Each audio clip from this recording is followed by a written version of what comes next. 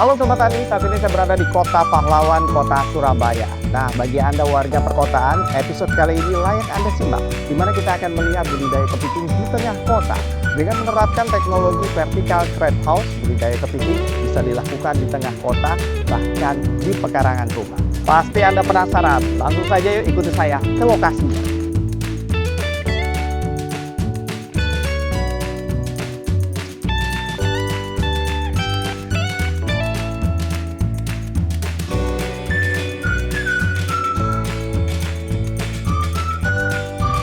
Nah Sobat Tani, saat ini saya berada di restoran Kepiting Ngiler. Katanya ini yang punya adalah yang membudidayakan vertical crab. Langsung saja yuk kita pesan olahan makanan dari kepiting.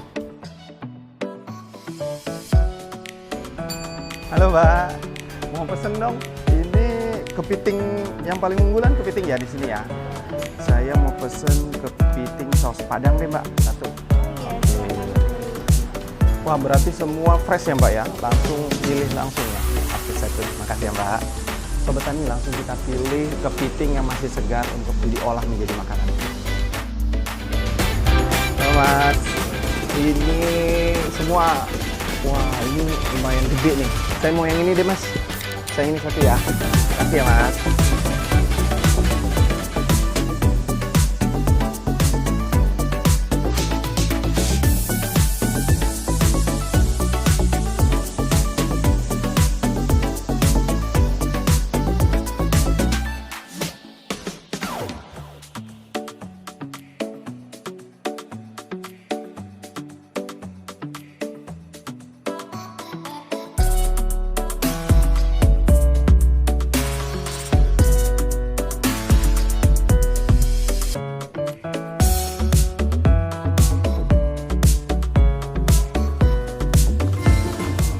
Pesanan saya udah datang nih. Makasih Mbak. Wah, ini kepiting saus padang. Wow. Oke, ini tambahannya. Sobat Tani, inilah kepiting saus padang. Dilengkapi juga ada jagung, ada udangnya, dan saya udah nggak sabar nih pengen makan. Sambil kita nunggu, nanti saya sudah janjian dengan Pak Tony, pemilik dari restoran dan sekaligus pembudidaya vertical crab. Kita nanti akan makan dulu sambil nunggu Pak Tony.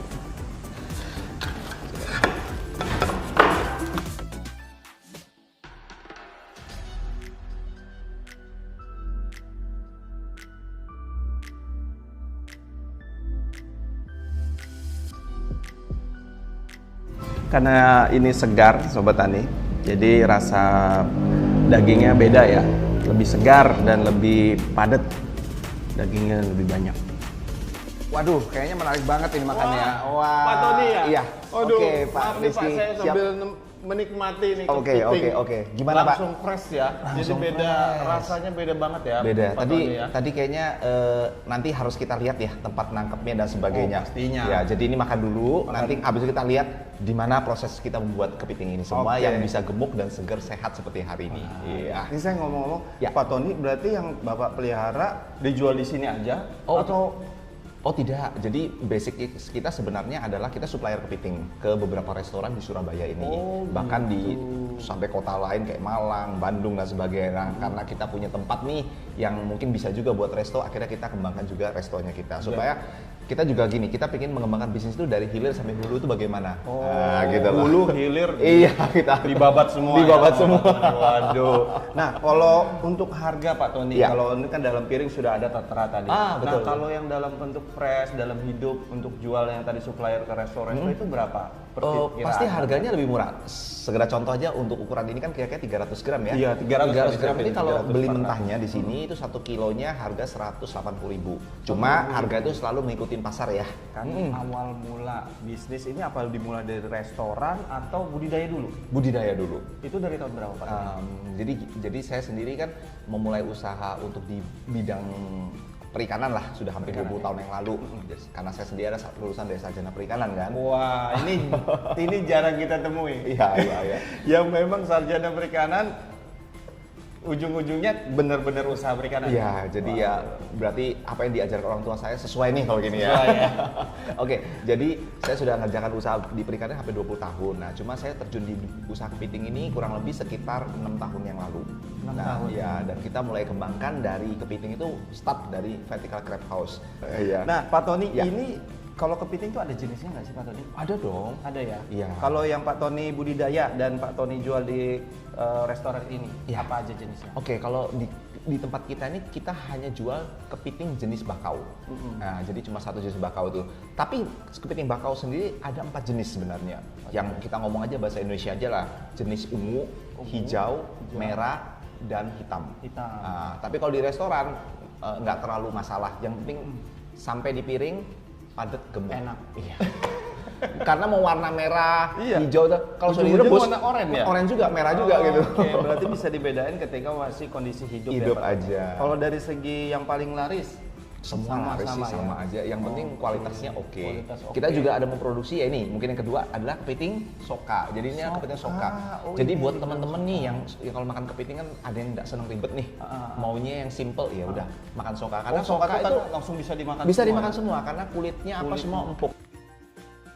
Coba tadi saya habisin dulu, habis itu kita langsung melihat apartemen dari kepiting. Oke. Selamat makan.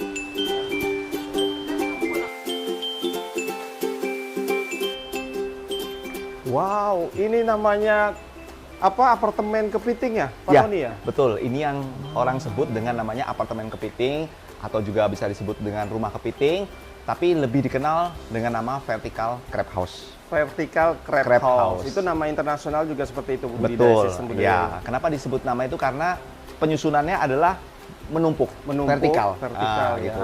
Dan ini aliran air nih Pak. Ah ya, benar. Ini aliran air untuk sirkulasi air masuk maupun air keluar. Dan Artinya dia muter terus. muter terus. Berganti ya. Berganti terus. Jadi kita menggunakan namanya teknologi yang disebut dengan RAS atau Recirculated Aquatic System. Jadi kita mendaur ulang air. Jadi tidak kayak misalnya tambak itu kan ambil air, buang air. Kalau ini kita menggunakan air yang sama untuk didaur ulang terus. Berarti kalau kayak tanaman hidroponik gitu ya, hampir Betul, sama ya sistemnya betul. ya. Berarti artinya airnya juga dirawat ya, Pak? Dirawat. Juga di sini kita menggunakan ini untuk masalah efisiensi ya. Seperti mungkin kalau orang mengenal teknologi namanya budidaya kan selalu menggunakan kolam ya. Kalau dengan kolam kita untuk pelihara kepiting hanya 1 meter persegi itu Dengan hanya bisa ukuran yang 5 sama. sampai 7 ekor kepiting.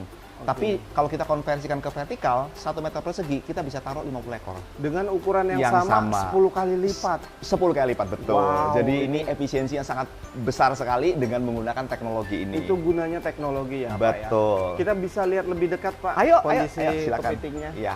Jadi inilah yang kita sebut dengan namanya apartemen kepiting. Wah. Nah, di sini kita lihat ya ada label-label nama, kode ya. Jadi ini untuk ukurannya. Jadi ini ada yang 700 gram, ada yang 800 gram, ada yang 900 gram. Nah, Oh, semua kita nih. biar mau lihat nih.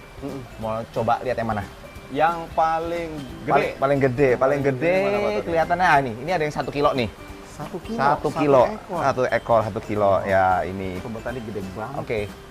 Ya, kita Nah, ini ngambilnya nih gimana? ambilnya nih? ya. Oke, caranya pakai bantuan namanya tongkat ajaib. Oh, tongkat. Ya. Ini bisa sihir lagi. Oke, ya, ini Pak. untuk bantu. Oke. Hmm. Oh, berarti dari belakangnya ya? Ya, Pak, tangkap kepiting itu harus dari belakang, nggak Dari boleh belakang. dari depan. Kalau kamu tangkap kepiting dari depan, itu namanya cari gara-gara. Cari Oke. cari Cari masalah, cari dicapit. dicapit itu Ya, namanya oke, ya. Oke. Oh, ini nah dia. sobat tani tekniknya begini. Nah, ini kepiting 1 kilo lebih ya, mungkin sekitar 1,3 sampai 1,2. Ini emang ditargetkan segitu atau masih bisa potensi Oh, bisa. Kepiting dia bisa Besar lagi. hidup sampai 4 tahun. 4 tahun? Ya, 4 tahun. Dan ini kepiting besar yang kita pernah dapatkan tuh sampai ukuran 4 kilo 1 ekor. 4 kilo? Iya, jadi kira-kira kebayang ya, mungkin capitnya ini sebesar kepala kita nih. Wah, gila. Dan ini memang tujuannya pembesaran atau ini Pak Tony piara dari bibit? Oke, kita di sini memang kita lakukan adalah lebih ke penggemukan. Jadi kita, Penggemukan. ya karena kita sini kan memang supplier ya, supplier untuk ke restoran, untuk ke konsumen dan sebagainya. Jadi ada kepiting-kepiting yang datang itu yang belum padat. Mungkin kalau pernah makan kepiting kemudian nggak ada isinya nih, bahasanya zong gitu ya. Nah itu karena kepiting yang belum padat. Nah kalau di tempat kita kepiting-kepiting yang seperti ini, nah salah satunya ini juga belum padat nih. Kalau kita periksa nih, nah ya, Nah, periksa ini belum padat ya. Jadi cara meriksa gimana? Itu dari ruasnya perutnya dia. Jadi kepiting itu punya 3 ruas ya, 1, 2, 3. Nah, ya. kalau Anda pegang ruasnya ini masih belum keras, Masih lembek gitu itu ya? berarti kepitingnya belum padat.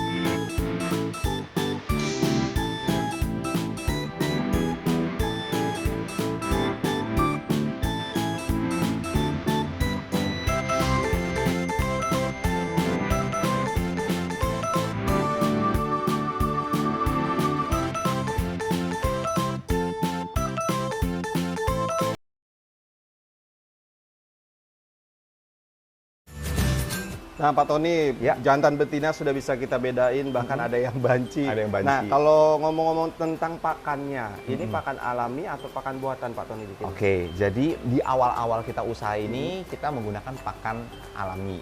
Pakan alami apa? Ikan, Ikan, kerang, udang, bekecot, bahkan mungkin jeroan atau bagian dalam dari ayam atau sapi itu bisa dipakai semua. Karena kepiting ini termasuk binatang yang disebut dendritus atau pemakan segalanya. Jadi dia bisa makan apa aja. Nah, tapi berjalan waktu kan semua itu Makan juga teman juga bisa ya? yes, yang kanibal tadi. Oh, benar-benar. Tapi berjalan waktu kan kita juga harus punya namanya pakan yang lebih efisien. Nah, akhirnya kita ciptakan namanya crab food. Nah, seperti apa sih crab food? Seperti ini nih. Nah, ini adalah crab food yang kita produksi. Bentuknya seperti ini, boleh?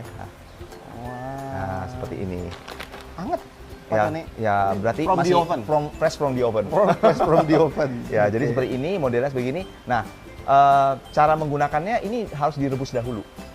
Direbus dahulu, kurang lebih sekitar 10 menit dia akan mekar ya. Nah, Dengan setelah itu- diolah dari bahan-bahan alami tadi ya? Ya, dengan beberapa pakan-pakan yang biasa menjadi pakan dari kepiting sendiri gitu loh, supaya kepiting itu juga mudah menerima dan kandungannya, karena ini adalah pakan buatan, berarti kandungan protein segala hal yang dibutuhkan untuk pertumbuhan dan perkembangan kepiting itu semua ada di sini. Ada di sini. Jauh lebih komplit lah semua. Lebih komplit, dan Betul. ini pun memang Pak Tony jual juga pakan ini Ya, untuk kita mulai produksi, peternak tapi dari kepiting ya? betul, karena memang kita masih secara home industry, jadi masih kita terus Terbatas. kembangkan juga. Nah, Pak Tony ini Yap. dikasih makan setiap hari berapa kali? Kepiting itu adalah binatang malam, jadi dia makan itu mulai gelap. Jadi kita biasa kasih makan tuh antara sore dan malam.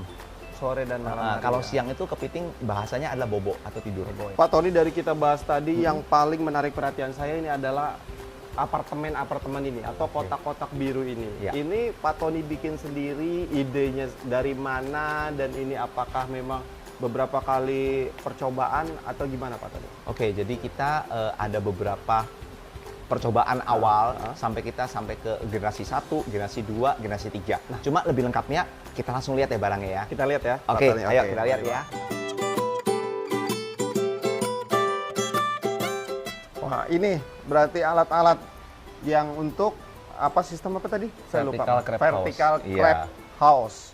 Ini generasi-generasi yang Pak Tony bilang tadi ya? Iya, jadi yang saya mau jelaskan adalah ini adalah namanya kita sebut generasi kedua. Nah, kalau Kedua. mungkin Anda mau tanyakan, terus generasi satunya kemana? Jadi perjalanan usaha ini kan tidak semuanya mulus ya. Ya. Wah, jadi generasi 1 tuh kita boleh ngomong ada generasi gagal. Uji Jadi coba uji lah coba ya. lah. Jadi Ya. itu ibaratnya percobaan pertama gagal. Nah, ini percobaan kedua kita buat, ini cukup berhasil dan yang cukup mungkin viral sampai sekarang ini ada di generasi kedua ini. Tapi berjalan waktu kita pun melakukan pengembangan juga, dalam arti kita tidak berpuas diri dengan oh ini sudah bagus, enggak.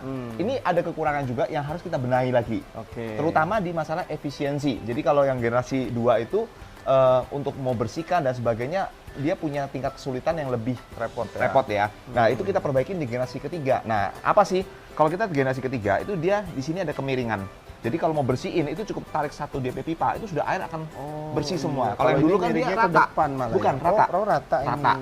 Gitu. Kedua, pintunya kalau yang dulu ada beberapa bagian metal sehingga bisa namanya berkarat dan Berkarat, lain-lainnya. oh ini ya berkarat ya, Nah, Pak ya. sedangkan kalau kita yang di baru ini itu sudah full plastik dan kita sudah menyediakan 3 macam warna nih. ada warna merah, warna biru, dan warna kuning. Jadi pintunya pun kita bikin warna-warni sehingga Kenapa, menarik. Pak? Nah, Ada karena artinya nggak? sebenarnya gini, biasanya kalau orang kasih box ini kan nomor 1, 2, 3, 4, 5. Nah, tapi berjalan waktu nomor itu kadang-kadang juga nggak terlalu efisien. Akhirnya kita bikin warna, jadi bisa misalnya contoh nih, yang warna kuning ini untuk kepiting telur. Yang merah ini misalnya untuk kepiting yang besar misalnya, atau yang biru ini mau kepiting yang kecil, atau apapun juga. Jadi warna ini bisa menjadi untuk segmentasi. Oh, oke. Iya. Dan kalau Anda lihat juga, kita juga pengembangannya juga lebih maju lagi, yaitu kita sudah nambahin namanya sekat. Jadi seperti ini nih. Nah, ada sekatnya juga. Sehingga kalau misalnya kepitingnya besar, Dilepas. bukan. Satu, ya? Kalau di sini taruh kepiting besar bisa untuk sampai kepiting 1,5 kilo. Kalau yang besar. Betul. Tapi kalau misalnya kepiting kecil bisa ditambahin sekat seperti kayak gini. Ini bisa nampung kepiting 2 ekor dengan ukuran maksimum 400 gram. Nah, kalau saya tahu kan sebenarnya habitat alami dari kepiting ini kan air laut atau payau ya. Betul, Ya, Pak, ya. betul. Ini berarti air payau atau air Betul, laut? betul. Jadi di sistem kami ini semua air itu sudah melalui namanya pengecekan setiap harinya. Baik pH-nya, suhunya, kadar garamnya, itu semua ada pengecekan. Jadi skala lab lah. Gitu. Tujuannya apa? Supaya kita membuat satu situasi kondisi yang stabil. Karena binatang itu kan dia pingin sesuatu yang sesuai dengan alaminya dia. Nah, untuk bikin air payau itu ada 2 cara. Yang pertama, ya ambil air payaunya atau ambil air laut langsung. Oh, Ya, oke. tapi kalau misalnya pertanyaan, wah tempat saya kan jauh dari laut. Misalnya tempatnya di gunung dan sebagainya, nggak mungkin kan. Nah, kita punya solusinya dengan menggunakan garam sintetis. Oke, ini buatan ya. garam. Iya, jadi cukup menggunakan air tawar aja, dicampurkan garam sintetis ini sebanyak 50 liter air tawar, dicampur sama 1 bungkus ini, itu akan jadi air payau. Oke. Jadi semudah itu. Dan itu Oke. pun airnya kan terus mengalir, Mengalir. sirkulasi, artinya tidak harus ganti Tidak ya. dibuang-buang. Tinggal Kembali lagi ditambahin adalah aja air paling ya. kita daur ulang terus. Oh.